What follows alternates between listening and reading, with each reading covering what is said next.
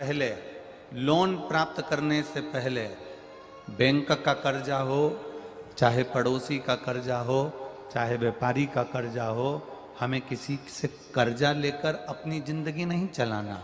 हमें मौन होकर जहां नंदी बैठता है उस नंदी के बिल्कुल पास में 2 मिनट बैठकर, जब सोमवार का दिन हो या कभी आपको ऐसा लगे कि सोमवार को भीड़ ज़्यादा रहती है मंदिर में, जब बाबा तुमको एकांत में मिल जाए, अकेले मिल जाए, एकांतेश्वर मिल जाए, तुम उसके पास में जहाँ नंदी बैठता है उसके नज़दीक बैठकर नंदी के चरण का स्पर्श अपने हाथों से करते हुए, जैसे नंदी महादेव का दर्शन करता है वैसा दर्शन जिस दिन आप दिल से मौन रहकर महादेव का करना प्रारंभ कर दोगे, आपको लोन की जरूरत नहीं पड़ेगी, मौन में सब कुछ प्राप्त हो जाएगा।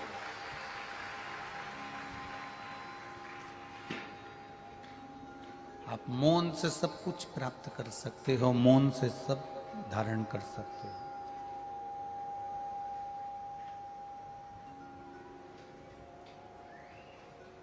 नंदीश्वर के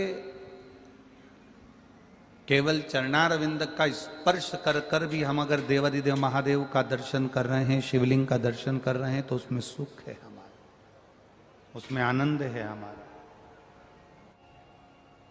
आज जितने लोग टीवी पर कथा सुन रहे हो, जितने मोबाइल पर कथा सुन रहे हो और जितने इस पंडाल में कथा सुन रहे हो, आज से नियम ले लेना कि कर्जा नहीं लूंगी, कर्जा नहीं लूंगा, फसल है कर्जा नहीं लूंगा, शादी है कर्जा नहीं लूंगा, कर्जे में नहीं मरूंगा, मौन रहकर बाबा से दिल की बात कहूंगा कि बेटी की शादी है, तुझे करना है तो वो लेकर आएगा और शादी कर कर जाएगा।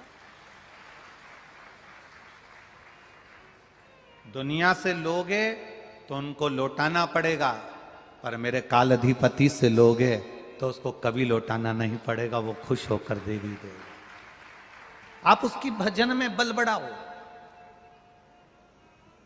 जहां नंदी बैठा है शिव मंदिर के सम्मुख में, शंकर भगवान के सामने, उस नंदी के पास में जिस समय पर आपको समय मिल जाए और आपका दिल लगे कि आज मैं बहुत दुखी हूं, मैं बहुत कष्ट में हूं, मेरे जीवन में बहुत कष्ट चल रहा है, जीवन में बहुत तकलीफ चल रही और अब इसका कोई निदान नहीं दिख रहा, सबके हाथ जोड़कर देख लिया, अब तेरे दरवाजे पर आई हूं, आपके पास में जल भी नहीं है तो मत चढ़ाना, बेलपत्र भी नहीं है तो मत चढ़ाना, फूल भी नहीं है मत चढ़ाना। आप तो उस नंदी के पास में बैठकर अपना हाथ उसके चरण को पकड़ते हुए, मेरे महादेव का दर्शन करते हुए, बस उससे दिल से बोल देना कि अब कोई नहीं संभाल रहा, अब तुझे संभालना है, बस तेरे आश्रित होकर जी रहा है। हमको डराया है, पत्र थोड़ी ना लिखा है, डराया है, और पत्र भी पुष्टे पे लिखा है।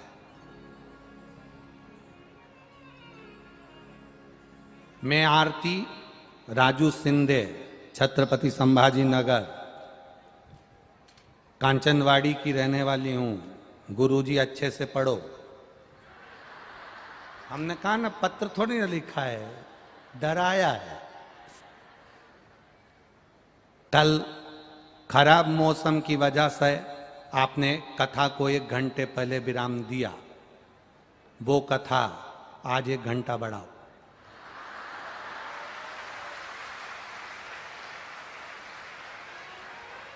हमने कहा ना, ये वो तो दिल्ली की साक्षी थी, महाराष्ट्र की होती तो छुरा निकाल के गला काट कर लिया थी। हमने कहा ना ये साधारण है, ये महाहिल्या है, जीजाबाई,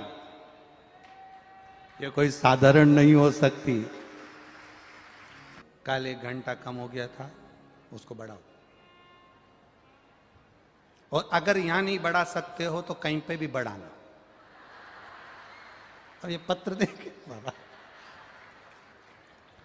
किसने लिखा था ये पत्र? जिसने लिखा है बड़ी भारी है जी, आप ही हैं बेटा, धन्य है, प्रणाम, नमन।